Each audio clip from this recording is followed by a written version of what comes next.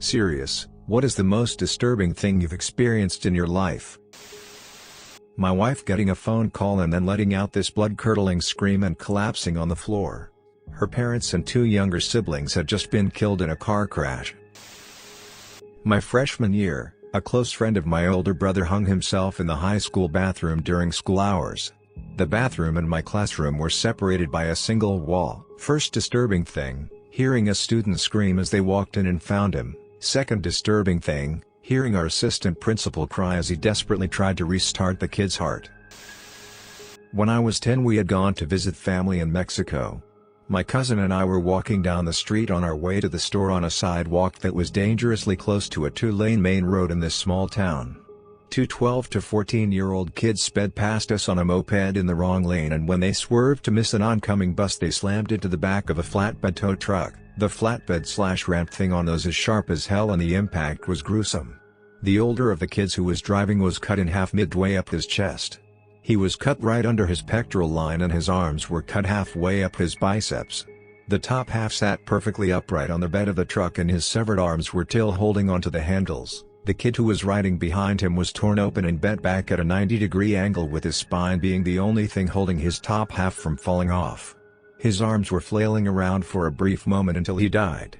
That whole image along with every sound are still incredibly vivid in my memory after 16 years. One Saturday morning I woke up to find my dad dead in his bed. He was usually the first one awake, so it was weird when I went into the kitchen and there wasn't a fresh pot of coffee. I went to check on him and he was laying sideways across his bed. He looked like he was sleeping. Something was off though.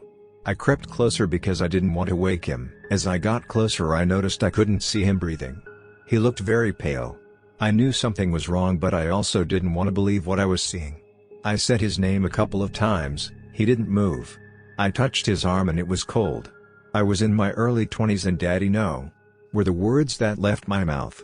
For a little bit there it seemed like I had turned into a little kid again. I felt helpless.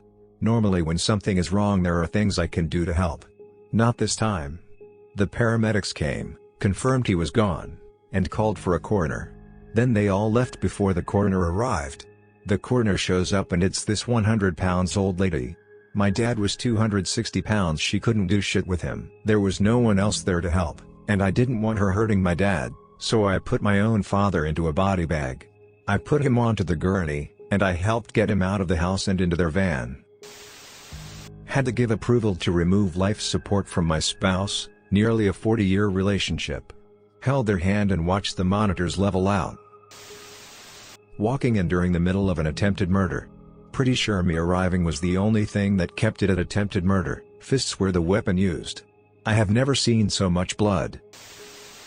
My girlfriend at the time having a psychotic breakdown and killing our dog, a small dachshund. She grabbed him by the collar, waved him around in the air, then smashed him down on the floor. All because he peed in our bedroom. That's when I learned she had OCD and bipolar disorder. Thing is, we have a kid together. He was 2 years old at that point, and, because of other circumstances, I couldn't really move out. So I was stuck living with her, fearing for my son's and my own safety. Thankfully, almost a year later, I'm out of that relationship and I have full custody over my son. Shortly after getting my driver's license, I witnessed a motorcyclist rear-end a car in the left lane. I was in the right-hand lane, kind of behind them, on the highway. Motorcyclist died on impact since he wasn't wearing a helmet. I'll never forget the sound it made when he hit. I'm a nervous driver 10 years later. The fact that a mistake on the road could kill another person is too real to me. Edit, wow. I wasn't expecting such a big response to this. I hope folks here on Reddit can take my experience and the experiences others posted as a lesson to be learned from. Thanks to everyone who responded. Safe driving/riding everyone. When I was a kid I broke my ankle badly enough that it required 2 screws to heal. Later the screws were beginning to loosen and needed to come out.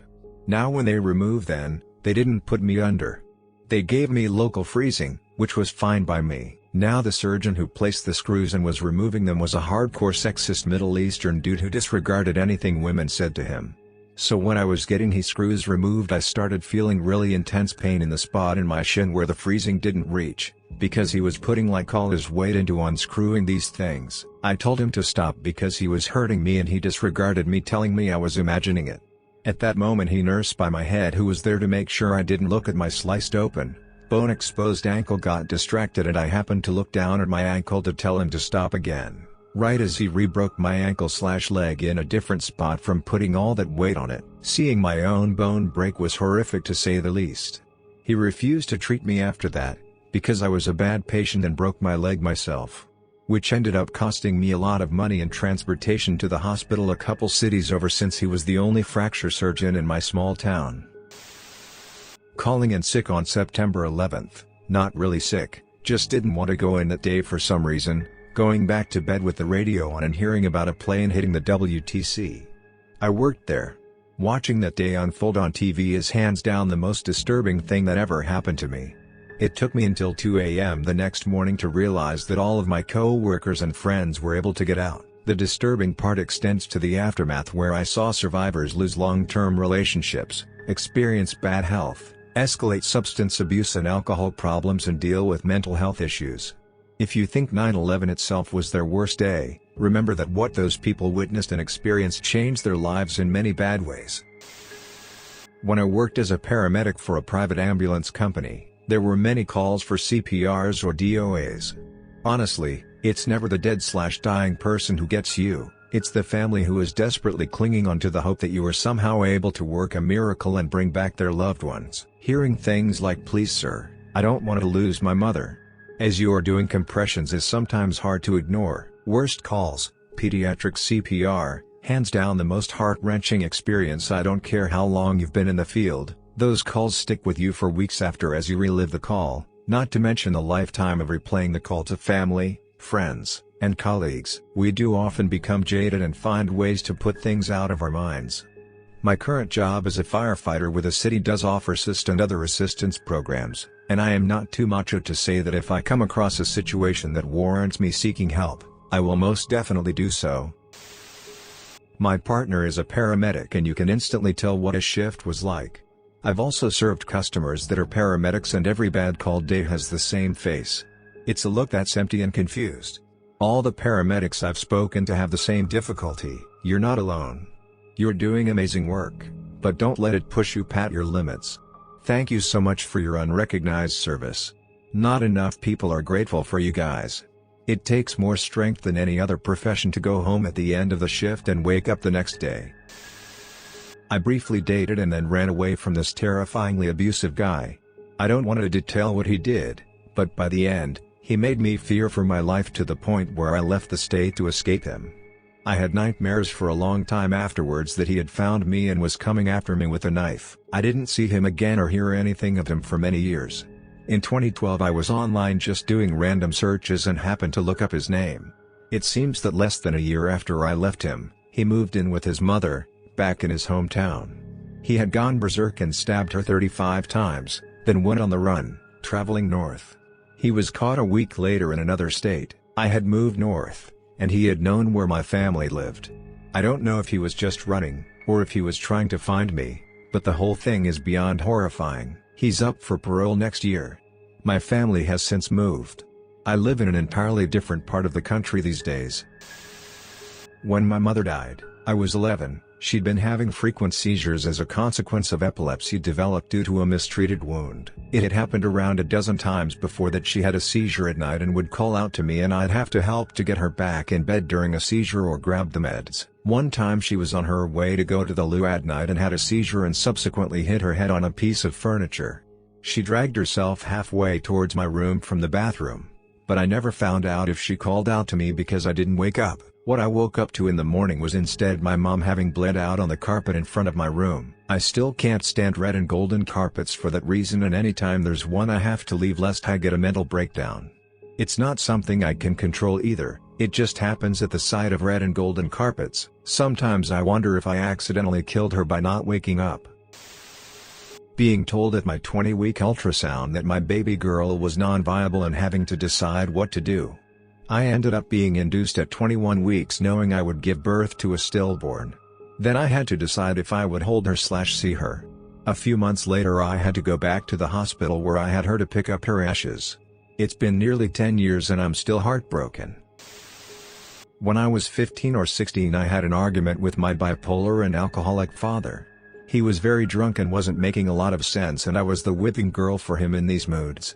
He was following me around the house screaming, breaking things and calling me some terrible names. When he went to take another drink, I went to the kitchen and grabbed a knife, then headed upstairs to my bedroom and locked the door. At the top of the stairs was an open railing so you could see down into the living room area. While I was in my bedroom trying to get in contact with anyone, I hear a rhythmic thumping and a kind of slide. Like he was kicking a chair across the tile floor. I stepped out onto the open landing and looked down to see my father hanging. I ran into my bedroom and grabbed my knife and cut him down. He landed hard and further destroyed an already destroyed knee. I got kicked out. He was furious with me for years. We didn't speak for probably 7 years, until after he went to rehab and apologized to me. He is a completely different person now, still won't take his meds but is at least aware when he is slipping into a depression or mania. He is much more mellow and understanding, and I don't regret my actions at all. 7 or 8 months ago, my old neighbor showed up my doorstep holding the lifeless body of her 9-month-old baby. She had put him in the bathtub with the water running, and the plug open. He, the baby, managed to close the plug, and had drowned. I performed CPR on him on my front lawn until the paramedics, fire department, and police showed up. I got a whole bunch of water out, and a little bit of a heartbeat back by the time he was loaded up and taken to hospital. He succumbed to the injuries later in Children's Hospital. He was 8 days older than my own youngest son. I'm still messed up over it, and have been seeing a therapist ever since, and it took almost 6 months before the nightmares stopped. I still think that I could have done more. I'm sorry, Lincoln. Miss you, little buddy. I once found a dead body in the street and managed to ring ambulance. I literally couldn't move to attempt CPR, I just stood there shrieking at the operator. You did outstandingly well doing CPR. Oh, and FYI, CPR only works something like 1% of the time when it's done really fast. You did good, honey, and I'm proud of you. The most disturbing thing was the time, as a kid, when I saw a pickup truck driver kill our neighbor's collie. He ate it as he sped through the neighborhood and just drove off, leaving it there. I loved that dog as if it had been my own. So, seeing it lying there like that was traumatic. My son screaming at me, "Go away, daddy, go away." First off, I'd like to clarify that I'm 67. This was back in 1976. I was broke and had a wife and young son. So I did some illegal things to make money. I was also suffering from untreated PTSD from my time in Vietnam and was an alcoholic/drug abuser. I believe it was around early December 1976 and I had done a few favors for a local loan shark. He didn't pay me what he said he would and I couldn't do anything to him because his brother was member of the mob or something like that. I needed that money to pay rent, and without it I was sure me and my family would become homeless. So, being the genius I was, I wasted money getting pissed drunk that night and came home very aggressive and belligerent. My wife woke up and told me to be quiet as I would wake our 4-year-old son up. Being pissed and drunk, I told her to shut up or else. I had never spoken to her like that before. She then dared me to do something. I went into a rage and just started smashing shit, screaming about things I had done in the army, my childhood, how I felt like a failure, and all this other self-pitying bullshit. Eventually my son woke up and came out of his room. My wife demanded I stop, and when I called her a BTCH she slapped me and I hit her hard back. She fell. My son ran to his mom and I grabbed him and screamed at him to go back to bed. He wouldn't and I got angry and slapped him. He started crying and screamed, "Go away, daddy, go away." It's hard to explain what I felt at that moment. My wife and son both looking at me with fear in their eyes as I reeked of booze, my hands cut up from smashing things. I felt so pathetic. I was a broke, drunk, wife-beating, child-abusing thug. I was supposed to protect these people, but here I was beating them. I remember immediately walking out of our apartment. I had a pistol in my truck and I remember contemplating suicide. I ended up just renting a motel and stayed there for a day. I eventually called my wife. We both cried. I came home and we cried so more. I knew I was raised to be a better man than what I had become. Despite my difficulties, I for no reason released my anger on my wife, who was the only person that kept me sane half the time, and my completely innocent son. I told her I would try and find a normal job and come clean and all that other good stuff. She somehow forgave me. My son was scared when he first saw me, but when I promised him I would never do that again, he, being the innocent kid he was, just made me pinky swear and then forgave me. I continued with some criminal activity and substance abuse for a few more months, but within a year I was completely clean. My wife and I are still happily married with 3 kids and multiple grandkids. Everything is good now and my son doesn't even remember the incident, but that one night always disturbs me when I think how low I was. Being suicidal, looking back on it now, it's such a disturbing place to be in. To be in a mental place where you literally cannot see a future. Where dying is a better option than anything you can possibly think of. You cannot think of the future, there is only nothingness, loved ones don't matter. You feel guilty, so guilty, for the hurt you know you're going to cause them. But at the same time you honestly completely 100% feel like they will be better off without you, and will get over your death in a very short time, because honestly you're nothing but a burden. No one who hasn't been there will ever understand it. On a walk home from the bar one night I witnessed half a dozen or more vehicles full of drunk college students photographing, honking at, throwing trash at, or driving by a man laying in the street. I determined to help him any way I could, and just as I was walking up some girls were taking pictures with the guy. When I knelt down I could tell he was hardly breathing. I assumed he was drunk, and when he came to and rolled onto his back I saw that his shirt around the stomach was all ripped up and his shirt and jeans were absolutely soaked in blood. He had been repeatedly stabbed in the stomach and abdomen, and was somewhat alert but obviously dying. When I told him I had to go get help he looked right at me, nodded once, tried to speak but gurgled and his eyelids fell. I was sure he had died. So I ran off and eventually begged the guy's phone to call 911. By the time I got back to the man the EMTs and police were there, so I asked a cop how he was doing. He said that he is pretty sure he had died by the time help had arrived. I was afraid of that already, but seeing the guy again and hearing the cop say it was crushing. Despite that feeling, I was deeply disturbed by the actions of the countless passers-by who had failed to help him in even the smallest way. Instead they chose to degrade him and let him bleed to death in the street, alone, without even a kind word or the most basic effort to help. In 2005 I had just landed in Iraq as a young 18-year-old junior Marine. About 3 weeks into the deployment I was tasked with securing an area that had just been hit with a suicide bomber. I spent the afternoon stepping over bodies and bits and pieces of what used to be a living man/woman/child, while listening to the sobs of their family members all around me. Over 10 years later I still haven't figured out how to process this, but I think about it every single day. Edit. I am getting some PMs suggesting that I reach out to the VA for help, and I just wanted to say that I haven't. It hasn't helped in the least bit. If there's one thing I've learned from this whole experience, it's that we need to do more for the veteran population in terms of helping them adapt to normal life again. I encourage you to spend some time looking through this website and you'll have a much better idea of what it's like to be a veteran struggling to adjust to the things that this world has thrown at them. This is a serious problem that needs to be addressed. Not a Marine who was deployed or a SEAL who fought in wars. But I'm a security contractor/guard. I was tasked with a job to search and find anything in a house that was just hit with fire and or exploded. Apparently the gas leaked and it all went away in a matter of seconds. The house was co-owned by my uncle, so I was pretty much working alongside the government professionals. The creepiest yet the saddest thing was, when I ventured my way into the master bedroom, I saw the house's OG owner in his bed, dark as a coal, burnt to crisps, holding his doggo, who's also burnt to crisps, lying on what used to be a bed.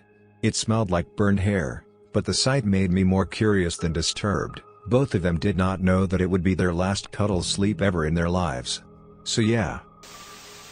Writing this is hard for me, but here it goes. Watching my mom die of cancer and a brain tumor in the span of 2 weeks. I was 23 at the time. She was outwardly fine, energetic, and healthy prior to the diagnosis October 31st. She died mid-November. I took her to the hospital because she said she was having trouble writing. She tried to use her right arm and was having motor skill difficulty. Basically she told me I trying to use my arm and hand with my mind, but my arm doesn't listen. I immediately drove her to the ER because I thought she was having a stroke. Her stupid friends dismissed her earlier and progressive complaints weeks prior as muscle tension. 3 hours after being admitted to the hospital, they found a large tumor in her brain. 17 hours after that, the tumor ruptured. She then lost her ability to speak and move the right side of her body. They then found cancer in her spine as well. The tumor was inoperable. Assisted suicide was not available then in my state, so I basically watched her wither away in hospice. The hardest part for me was not getting to really say goodbye, and she couldn't talk. Seeing her tears, but she couldn't blink or smile. Seeing her turn more and more into a vegetative state is something no one should have to go through. Most people I know don't know what I went through. They just know my mom had cancer and died. They have no idea about what I went through and that I have PTSD because of it. I love you and miss you, Mom. Being the one to find the body of my brother, my best friend, on the floor of his apartment on Christmas morning, with his blood splattered everywhere from the shotgun. His phone had at least a dozen messages from friends and family wishing him a happy holiday, and telling him how special he was to them. My father's temper tantrums. I've never felt such embarrassment, mortification, fear, concern, anger and disgust at anything else before. Just imagine a slobbering, incoherent, furious, irrational person losing his shit at the most trivial of circumstances at the easiest targets. Mostly his children and wife. The real fear was witnessing them as a child and having the terrifying realization that you have to go home with this person. In more current days, when I witness them as an adult, they're more amusing and even pathetic. It's like how an angry chihuahua would be terrifying to a small child but hopelessly comical to an adult. Watched my mother die in the hospital when I was 23. That shit will shatter your psyche. It's been 4 years and I'm basically a shell of who I used to be. It's become a part of what I am. Can't believe I even wrote this out. Waking up one morning, looking for a puppy of mine. Didn't find him in the backyard where he sleeps, so I walked out to the front only to find a black figure on the road in front of my house. I immediately knew it was him and ran barefoot, ignoring all the rocks cutting into my foot, crying as I held him in the middle of the road. My heart quit in 2007.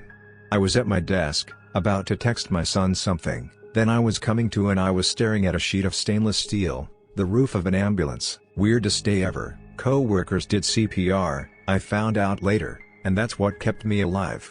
The ambulance crew had to use the paddles twice to get me to reboot. A few days later they put a pacemaker/defibrillator in me, which messes with your head in ways you can't imagine. About 90 days later my career imploded. I know people like to shout PTSD in such times, but, really, PTSD? I was on Xanax for a while, and taking various things to make life tolerable. It was a massive event. I'm a tough guy, been around, but I would just start crying sometimes. It's better now. Getting a call about the death of my ex-girlfriend whose son I was raising. Having to hear the way she went kind of made my stomach curl. She was tied down to a bed with electrical cords and stabbed 37 times, then her throat slit. She must have felt so helpless, and our poor son will never get to know her. When my mother tried to commit suicide, it really hit me hard and made me appreciate her a lot more. Thankfully she's a lot better and hasn't attempted since. Back in 2011 I was 18, working as a float security officer. It was my job to fill in when other contract officers went on vacation. One of the accounts was a hospital in Edina, Minnesota, where I worked for 3 weeks, covering for an officer who was on vacation in Hawaii. On my 4th day at the hospital, I was called to the ER to remove a pair of parents from the room in which their 5-year-old was being treated for an amputation of the left arm, and other severe injuries. I got down there and luckily the child was unconscious, but the father and mother were getting in the way of the nurses and doctors, so they had to go. My senior officer arrived and helped me drag the father out, who we had to restrain. I pulled out the mother, and as we get out the door, I heard the long, droning tone of the heart monitor. The child had passed away. The physical injuries to the child I could compartmentalize and ignore. I had seen horrific injuries before in my medical textbooks, soft tissue injuries for my first responder certificate. What they don't teach you is how disturbing it is to have to hold back someone who is fighting to get past you with every fiber of their being. I mean, she kept hitting me with all her might, while emitting screams and wails that chilled me to the bone, and then, after her anger passed, and the exhaustion set in, and I could feel the will to live and strength leave her. I didn't ever think that someone could look so empty, so dead inside.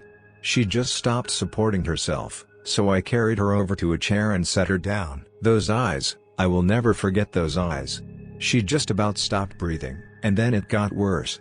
Since it was the duty of security officers to move bodies to the cooler, where they would await an ME or a coroner, I also had to move the child's corpse. I retrieved a carton cover from the cooler, and an ER nurse had grabbed a body bag. I can't exactly describe what it feels like to lift a child's corpse and place it into a body bag, let alone feeling the odd way his body stretched due to his broken bones and the way his body weight was distributed after losing a limb. The nurse who was helping me was shook up, and after I zipped up the bag, as we placed the cover on the slab to keep the body out of sight, the nurse lost her grip on the cover, so the corner of the cover slammed down on his head. I'll never forget the wet cracking noise it made. Luckily the bag wasn't punctured, otherwise we would have had to move him to a new one. Unfortunately, the mother heard or seen this as well, and she just vomited all over.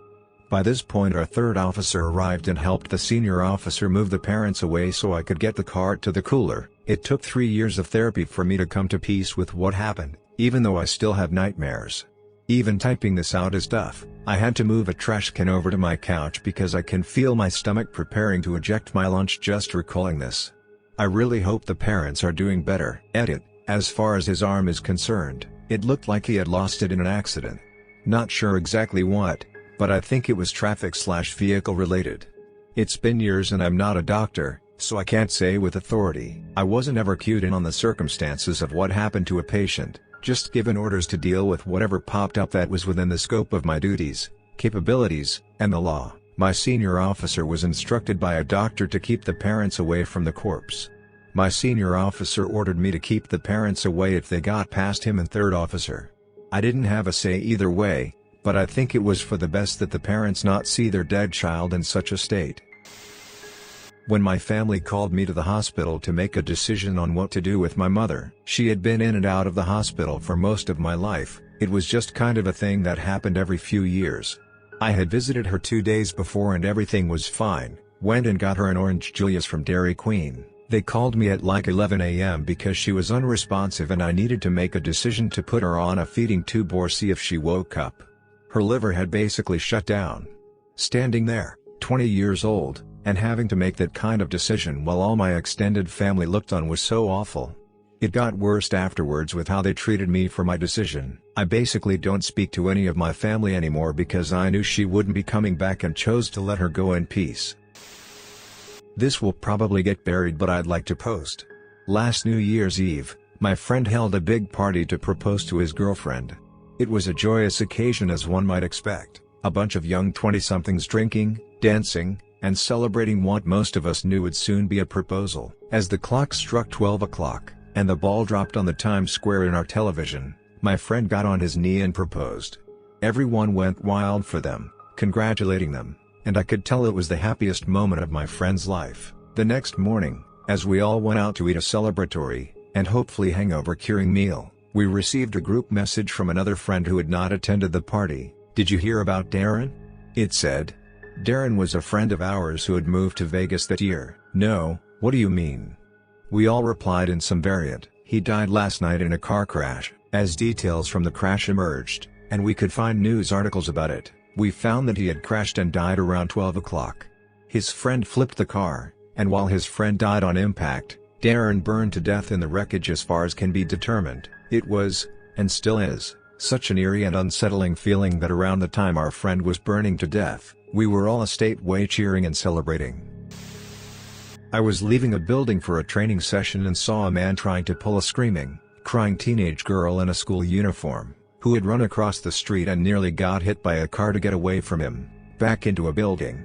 He had her in a chokehold and was dragging her backwards. She was screaming for him to let her go and leave her alone. I just acted on instinct and started yelling at him to leave her alone, not to touch her. I went over and tried to pull her off him. He said he was her father, I should fuck off, and he was disciplining her. She was hysterical. I told him I didn't care, wasn't going anywhere while someone else called the police. Some of my colleagues turned up a minute or two after me and we told him we weren't letting her go until the police came. He walked away and told her she better come back to the house or else. The police came and took her away. I'll never forget her sobbing on my shoulder in the back of a police car. Apparently her shithead father lost it and started strangling her because she had got in trouble at school. She escaped and ran outside and all of this unfolded. I don't think I'll ever forget it. On my youngest son's 3rd birthday, I had finally shuffled my family out of the door and was seriously in need of a huge glass of wine. Just as I poured it, I heard my neighbor shriek like a banshee and opened my front door at the same time she opened hers. In her arms was her drowned 6-month-old baby. She left him in a bath seat and went to make a cup of tea. I did CPR and called an ambulance while another neighbor held her while she screamed over and over. I managed to get him breathing and the ambulance turned up after 15-20 minutes. His breathing was awful and shallow, but as the paramedics took him down the stairs he let out a cry and I swear, I collapsed backwards in relief. After it happened I just went back into my flat in a bit of a daze. I realized a little later I was pretty damp from all the bathwater and I had baby poop all over my jeans. I didn't remember him pooping. I texted my boyfriend and called my mother and just went to bed. I honestly didn't realize I was traumatized by it until one day a few months later when I was sat in my kitchen listening to a radio play. Part of the play was a 999 call about a child who wasn't breathing.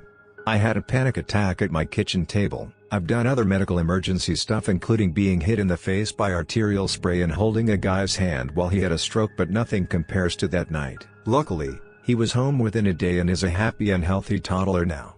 She was never charged with anything because she lied and said it had happened when she stepped out of the room for a second to grab a towel. The truth only came out when she was doing shots in the pub at 5 months pregnant several months later and she told people.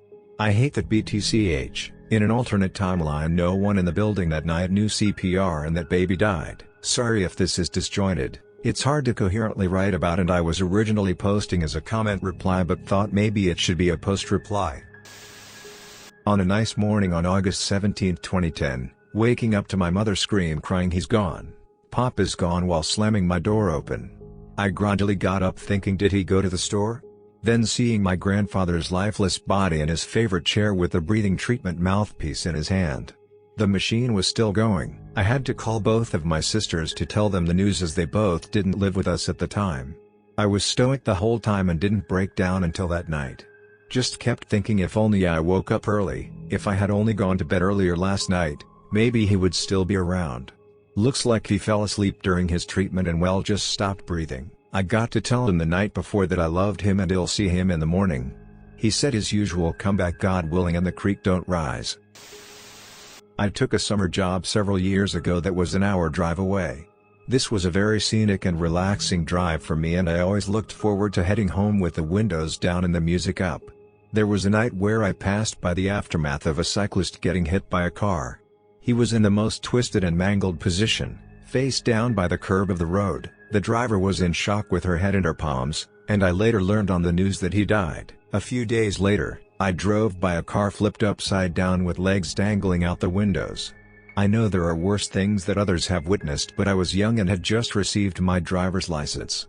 I was in so much shock that I drove home crying and made my mom do the hour drive for me for weeks. Sometimes I still have trouble getting behind the wheel even though I'm very careful. Probably when my girlfriend and 2 friends were hanging out at one of my friend's house. My girlfriend got a text from her sister to call her grandma, so she went into the kitchen to take the call. About 30 seconds later she asked me to come into the kitchen because her grandma said I should be there. My girlfriend was visibly worried, so I got close and waited with her while she talked on the phone.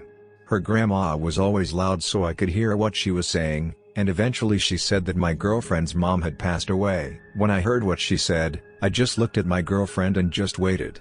I had no idea what to say. I was 19 and she was 18 and I'd never been in a situation like this before. It took a few seconds to hit her, but when it did, she started screaming and fell to her knees. I held her and told her it was going to be fine, but she just screamed and cried. I helped her pack up and we left the place. I told my friends what happened and they obviously understood. I think the worst part is the shit they don't show you in the movies. The drive home when you can't hold the grieving person and you don't know the right words to say. I just remember hearing her scream in my head the whole drive home even though she was quiet beside me. Her mom was an alcoholic and had a boyfriend none of us trusted, to the point that for days we thought she might have been killed by him. I really don't think I'll ever forget that feeling. Definitely the most disturbed I had ever felt. But also I felt like if she was really murdered that I would blame myself forever for not doing anything despite being suspicious of him. It later turned out that it was kidney failure in her sleep. My girlfriend is doing better now, but if that moment will stay with me, I don't want to think of what she must dream about some nights. Living with an addict who is a compulsive liar and thief prone to violent outbursts. He is now a convicted felon currently back in prison for the third time. He is my brother.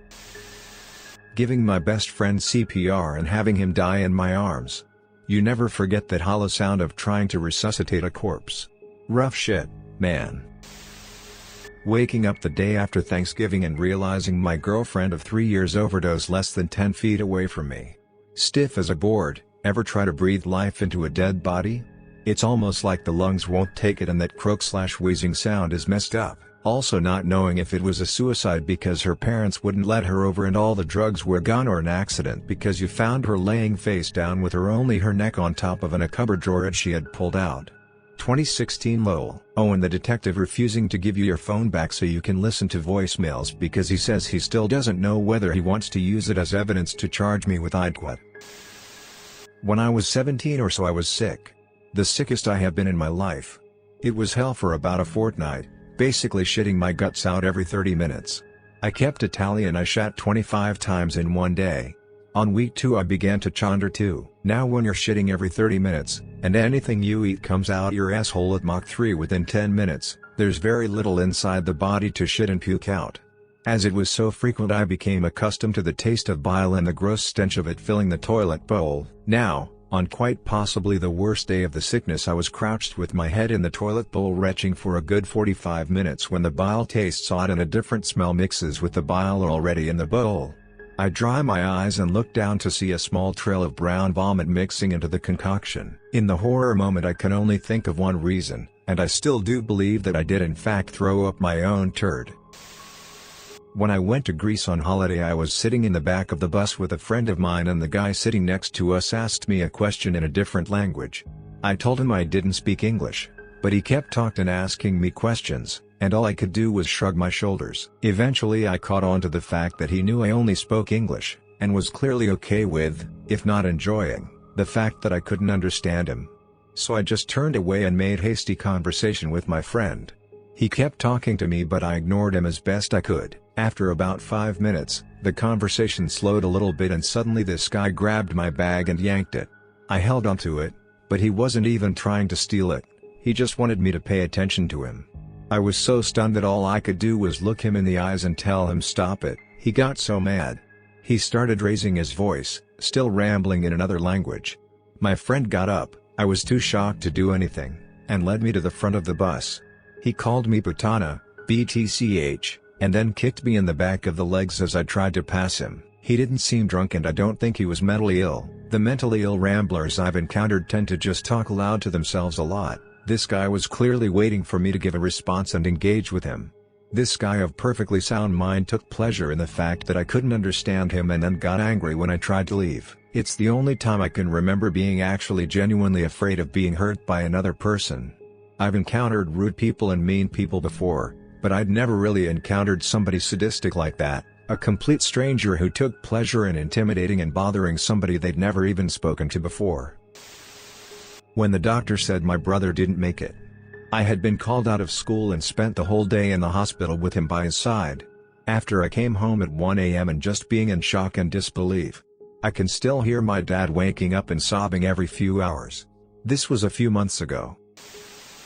Not the most disturbing, but I've woken up to my hair being cut off by a girl I used to sleep with while taking a nap on her lap after doing the dirty. When my mom got her finger bitten off by trying to break up a dog fight.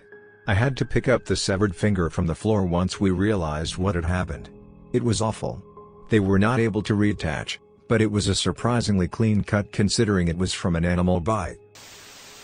I watched my dad wither away from cancer. The last 10 days he basically starved to death. He couldn't eat or drink. Went from 175 pounds to 97 pounds before he finally passed. I hope that I just go to sleep and not wake up when it's my time. Don't want to put my kids through that. When I was 8 years old I was in a car accident with my mother. I'll spare most details but in the end the car was flipped upside down, and her head was snapped back pinned between the roof and car seat. I was sitting in the back seat and was able to see from the center of her nose to the top of her head. I got to watch the life drain from her body as her eyes focused on me and then slowly rolled to the back of her head as I pet her hair. When I was dragged from the car, I was in shock and unaware my femur had been snapped in half. I told the paramedics that my mom was dead and they kept saying no, she is okay. I get they were trying to comfort me, but it made me freak out more and I was cussing them out. Fast forward to the funeral, not only did my dad not come or even bother to show up to court to get custody of me, but my mom was a badass biker chick and they buried her with makeup on and a blue weird pretty dress. She didn't wear dresses or makeup, so I guess that messed me up too. I'm fine now in a way, but I guess that's the most disturbing thing for me. One minute I'm in labor and everything's good. The next, my husband and I watching a team of people trying to revive my daughter. 8 days later, our healthy, perfect baby girl showed no brain activity due to lack of oxygen during delivery. They can't find a cause. Right after my dad and mom divorced, I was around 11, my dad took me out shooting to this random dirt road in the middle of the forest. I wasn't a good shot, and my dad started crying, and I thought it was because I couldn't hit the target. A decade later, I realized that my dad probably was going to kill me, and himself, probably, that day, but decided not to. Being directly behind a fatal motorcycle accident.